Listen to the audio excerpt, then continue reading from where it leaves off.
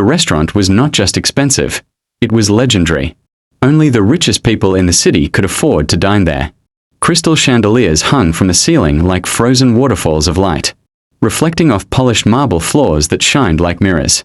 Soft classical music floated through the air, and every waiter moved with perfect posture, trained to serve power, money, and pride without question. This was not a place people came just to eat. This was a place people came to be seen. Luxury cars lined the street outside, their engines still warm. Inside, the guests wore designer suits, diamond watches, and dresses that cost more than some people's yearly salaries. Conversations were quiet but sharp, filled with business deals, investments, and names that carried weight. At one of the corner tables sat a wealthy family that clearly belonged here. The father sat straight-backed, wearing a tailored navy blue suit, and a gold watch that caught the chandelier light with every movement of his wrist. He was a businessman, serious, powerful, and used to being respected without asking. People like him believed the world was divided into two types: those who commanded and those who obeyed. Beside him sat his wife, perfectly styled from head to toe. Her hair was flawless, her makeup precise, her clothes carefully chosen to send one message: superiority. She smiled often, but her smile never reached her eyes. It was the smile of someone who enjoyed being above others. And between them sat their teenage son, Ethan. Ethan was the kind of boy who had never been told no, and had never faced consequences. His designer jacket hung loosely over his chair. The latest smartphone rested casually in his hand, even though he wasn't using it. He didn't need to impress anyone. He believed the world already owed him respect. Ethan leaned back, scanning the restaurant with bored eyes. To him, this place wasn't special. It was normal. He had grown up surrounded by wealth, privilege, and praise. Over time, that privilege had hardened into arrogance. Then his eyes stopped moving. Across the room, at a small table near the window, sat a woman alone. She didn't stand out because of flashy clothes or loud laughter. In fact, she stood out because of the opposite. She wore a neat black suit, simple but elegant. No diamonds. No designer logos. Her hair was styled neatly, and her posture was straight, calm, confident, unshaken. She ate slowly, focused, as if she belonged wherever she chose to be. Her name was Ms. Jordan Carter. She was a black woman, sitting quietly, minding her own business. There was no sign of insecurity in her body language. No need for attention. Just dignity. Something about her bothered him, though he didn't fully understand why. Maybe it was her confidence. Maybe it was the fact that she looked comfortable in a place. He believed only people like him truly belonged. He leaned closer to his mother and whispered something under his breath. His mother followed his gaze and glanced across the room at Ms. Carter. Her eyes narrowed slightly, not in curiosity, but in judgment. The corners of her mouth curled upward into a smirk. She whispered something back to Ethan. They both laughed softly. It wasn't loud enough for the whole restaurant to hear, but it was loud. Enough to be cruel. The kind of laugh that didn't need words. The kind of laugh that said, "She doesn't belong here." The father noticed their exchange. He looked up briefly, glanced toward Ms. Carter, then back at his plate. He said nothing. He didn't laugh, but he didn't stop them either. Silence can speak just as loudly as words. Ethan's laughter grew a little bolder. He leaned back in his chair, his confidence feeding on his mother's approval. In his mind, this was entertainment. A game. Something to break the boredom of another expensive dinner. Ms. Carter, unaware of the attention, continued eating calmly. She checked her watch briefly, then took another sip of water. She carried herself like someone who knew her worth, even when the world around her didn't. The contrast between the two tables was striking. On one side, loud privilege, judgment, and careless pride. On the other, quiet confidence, self-respect, and strength. But Ethan didn't see strength. All he saw was someone he believed was beneath him. And in that moment, surrounded by wealth, encouraged by his mother's laughter, and protected by his family status, Ethan made a decision that would change everything. The laugh that started as a whisper was about to become an action. And the restaurant, full of power and pride, was about to witness a lesson no amount of money could erase. Yes, the waiters began placing plates on the tables. The rich smell of gourmet food filled the air. Silver lids were lifted with care, revealing dishes that looked more like artwork than meals. Soft compliments and quiet laughter spread across the restaurant. At Ethan's table, his boredom slowly turned into arrogance. He watched the waiters serve his family first, bowing slightly, smiling politely. That attention felt normal to him, expected. But when his eyes drifted across the room again, he saw Ms. Carter being served with the same respect. That bothered him. She sat calmly, thanking the waiter with a polite nod. Her movements slow and controlled. She looked comfortable, confident, as if she truly belonged there. Ethan clenched his jaw. Why does she look so calm? He thought. He leaned back in his chair, staring openly now. Something inside him wanted to break that calm, to remind himself, and everyone else, that he had power. He wanted attention. His fingers rested on the warm bread placed beside his plate. It was soft, fresh, untouched. He glanced at his mother. She was watching him. Their eyes met. She didn't stop him. That was all the permission he needed. Without warning, Ethan lifted the piece of bread, smirked, and flicked his wrist. The bread flew across the air. Even the background music felt quieter. Ms. Carter paused. Slowly, she looked down at the bread resting near her food. For a brief moment, she said nothing. She didn't jump. She didn't flinch. Then she lifted her eyes. Her gaze was steady, calm, sharp, not angry, but unshaken. Ethan burst out laughing. A loud, careless laugh that cut through the silence like a blade. "Relax," he said arrogantly, waving his hand. "It's just food." A few people shifted uncomfortably in their seats. No one laughed with him, except his mother.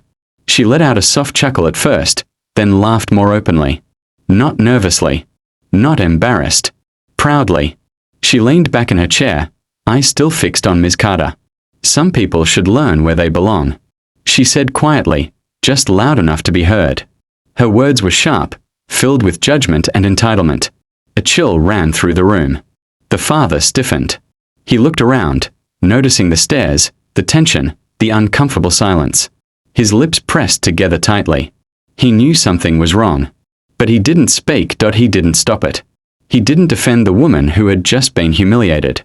He chose silence. And silence, in that moment, became agreement. Ms. Carter slowly placed her fork down. She wiped her hands calmly with a napkin, as if nothing had happened. Every movement was deliberate, controlled, powerful in its quietness. Then she stood up. The scrape of her chair against the floor echoed loudly. Every eye followed her. People expected an outburst. A raised voice. Anger. Maybe tears. After all, anyone else might have snapped under such disrespect. But Ms. Carter didn't raise her voice. She didn't shout. She didn't insult anyone. Instead, she smiled. It wasn't a weak smile. It wasn't forced. It was calm, steady, and it unsettled everyone in the room. The laughter at Ethan's table died instantly. The mother's smile faded. Ethan shifted in his seat. That smile carried something deeper than anger. It carried control. Ms. Carter looked around the room for a moment, meeting the eyes of strangers who had just witnessed the moment. Some looked ashamed. Others looked curious. A few looked afraid. Then she looked directly at Ethan. Her voice, when she finally spoke, was soft, but clear enough to reach every corner of the restaurant. "Is this how you were taught to treat people?" she asked calmly. Ethan opened his mouth but said nothing. His confidence wavered. Ms. Carter then glanced at his mother. "And is this what you find amusing?" she asked. The mother stiffened, caught off guard by the woman's composure. The father shifted uncomfortably, his hands gripping the edge of the table. Ms. Carter didn't wait for answers. She turned slightly, picking up the piece of bread from her table. She held it for a moment, looking at it thoughtfully, not with anger, but with understanding. Then she walked toward their table. Each step felt heavy. Each step made the room quieter. This was no longer just a moment of disrespect. Ms. Carter walked slowly toward the family's table. Each step was calm, measured, confident. The room felt smaller with every step she took. Conversations stayed silent. No one dared to interrupt what was clearly no longer just an argument. It was a moment of reckoning. She stopped in front of Ethan. Without anger. Without shaking hands. She gently placed the piece of bread back onto the table, right beside his expensive plate. "I believe your son threw this," she said calmly. Her voice was steady, controlled, powerful. Ethan scoffed and rolled his eyes. "So," he muttered, "it's not a big deal." His mother tilted her head slightly, lips pressed into a tight smile, as if Ms. Carter was the one causing trouble now. Before Ms. Carter could respond, hurried footsteps echoed across the marble floor. The restaurant manager appeared, rushing toward them. His face was pale, beads of sweat forming on his forehead. His usual confident posture was gone, replaced with visible fear. "Ms. Carter," he said urgently, "I am so terribly sorry." Everyone turned. The manager bowed slightly, his hand shaking as he gestured toward her. "We didn't know you were here tonight," he continued nervously. "If we had known, we would have." The mother cut him off sharply. "And who exactly is she?" she demanded, her voice dripping with irritation. Her question hung in the air. The manager froze. He swallowed hard, glancing nervously at Ms. Carter before looking back at the family. "This," he said carefully, "is Jordan Carter." He paused. "CEO of Carter Global Industries." The words fell like thunder. The restaurant felt like it lost all its air at once. A sharp silence followed, heavier than before. The father's face drained of color. His confident posture collapsed instantly, his shoulders sinking as recognition hit him like a punch to the chest. Carter Global Industries. The name echoed in his mind. That was the company. The company they had been chasing for months. The company whose partnership could save his failing business. The deal was worth millions. Without it, his empire would crumble. And sitting right in front of him was the woman who controlled that decision. Ms. Carter wasn't just any guest. She was one of the most powerful CEOs in the country. A self-made leader. A name that commanded respect in boardrooms around the world. And they had just humiliated her. Ethan's smug smile vanished. His mouth fell slightly open. He looked from his parents to Ms. Carter, confusion slowly turning into fear. His mother's laughter died in her throat. Her confident expression cracked. "That's not possible," she whispered. The manager nodded stiffly. "Yes, it is." Other diners began whispering quietly. "I've heard of her. She built that company from nothing. She's a legend." The father stood up abruptly, his chair scraping loudly against the floor. "Ms. Carter," he said quickly, his voice shaking now. "I had no idea. Please allow me to explain." Ms. Carter turned her gaze toward the mother. Her eyes were sharp now. "You laughed," Ms. Carter said calmly. "Would you have laughed if you knew who I was?" The mother couldn't answer. Her lips trembled. Ethan slowly stood up, his face pale. "I didn't know," he muttered. "I swear." Ms. Carter looked at him. "That," she replied, "is exactly the point." The restaurant manager shifted nervously, unsure whether to speak or step back. The father placed a hand on his son's shoulder. "We were wrong," he said quickly. "Deeply wrong. Please, forgive us." Ms. Carter didn't respond immediately. She looked around the restaurant, at the people watching, at the silent waiters, at the frozen expressions of a family that had once felt untouchable. Then she spoke. "Respect should not depend on wealth, race, or position," she said clearly. "It should be automatic." Her words echoed through the room. The mother lowered her head. The father's voice cracked. "We are ashamed," he said. "Truly." Ms. Carter picked up her napkin calmly. "One name," she said quietly, "shouldn't change how you treat someone." She placed the napkin back on the table. And yet, it just did. No one moved. No one spoke. The power in the room had shifted completely. The insult that was meant to embarrass her had exposed them instead. And this was only the beginning. The father stood up. So fast his chair nearly tipped over. "Ms. Carter," he said, his voice trembling despite his effort to stay composed. "I sincerely apologize. My son didn't mean." "Yes, he did," Ms. Carter interrupted gently. Her tone wasn't harsh. It wasn't loud. But it was firm. And so did you, she continued. Silence is also a choice. Those words hit harder than any shout ever could. The father froze. For years, he had built his reputation on authority and control. Employees listened when he spoke. Rooms shifted when he entered. But now, standing in front of Ms. Carter, his power felt small. The mother stood up too. Her confident posture was gone. Panic filled her eyes as she tried to regain control of the situation.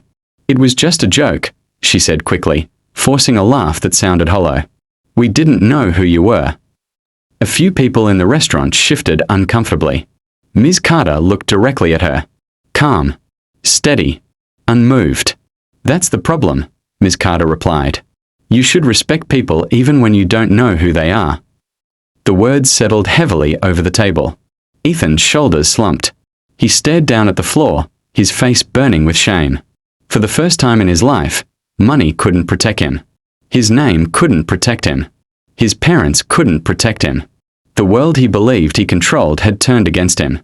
The father exhaled deeply, as if years of pride were leaving his body in one breath. We were wrong, he said quietly. All of us. His voice cracked. Please, forgive us. The room was silent. But it doesn't, she continued. Character does. She turned to the mother. You laughed because you felt safe doing so, Ms. Carter said. Safe behind wealth. Safe behind status. The mother's eyes filled with tears. I didn't mean to hurt anyone, she whispered. Ms. Carter nodded slightly. Hurt doesn't always come from intention, she replied. Sometimes it comes from entitlement. Finally, Ms. Carter turned back to the father. You watched, she said. And you said nothing. The father lowered his head. I failed, he admitted. As a father. As a man. Ms. Carter studied him for a moment. Then she spoke words that no one in that restaurant would ever forget. Power doesn't come from how many people serve you, she said. It comes from how you treat those who don't have to. Her voice carried through the room, clear and steady. No one moved. No one interrupted. She continued. I've sat at tables where I was underestimated. I've been ignored, judged, laughed at. And every time, I had a choice. She gestured gently around the room. I could respond with anger.